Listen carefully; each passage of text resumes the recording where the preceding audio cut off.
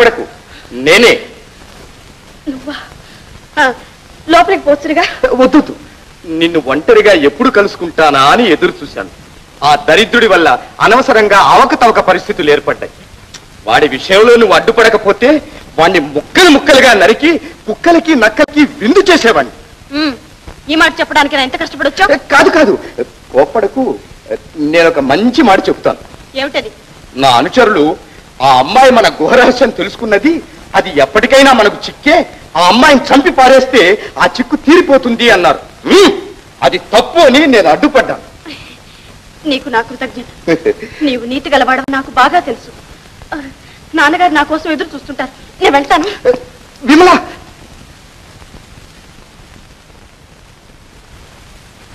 నువ్వు సాధారణమైన దానివి కావు. ధైర్య సాహసాలలో ఆడసింహానికి మించిన దానివి. నారీ లోకానికి పేరు తెచ్చే వీరవనిత. అందమైన నీ కళ్లతో ఆజ్ఞాపించిన, జాజి మొగ్గలాటి నీ వేలుతో సౌమ్య చేసిన లక్షలాది వీరులు తమ ప్రాణాలకు తెగించి నీ ఆజ్ఞను పరిపాలిస్తారు. ఈ ప్రపంచమంతా నీ పాదాల ముందు మోకరిల్లుతుంది. అలా నవ్వుతావే? ఏమీ లేదు, మహాకవిలాగా మాటలు దొర్లించేస్తున్నావే.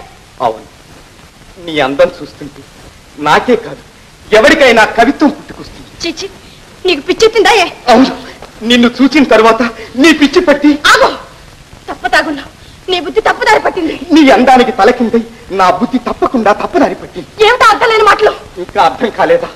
మనసిచ్చి ఒక్క మాట చెప్పు, నిన్ను పెళ్లాడతాను. నా ముఠానంతా నీ పాదాల మీద పడేసి నిన్ను నాయకురాలించేస్తాను. ఉగ్రసింహ, మర్యాదగా నువ్వు ఇక్కడి నుంచి వెళ్తావా వెళ్ళవా? నిన్ను వదిలి వెళ్తానా?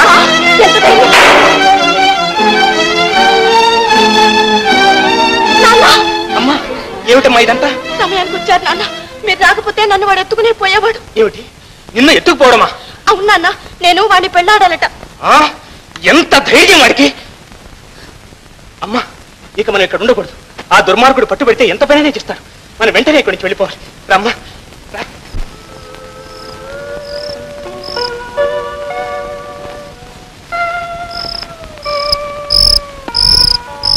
రామ్మా.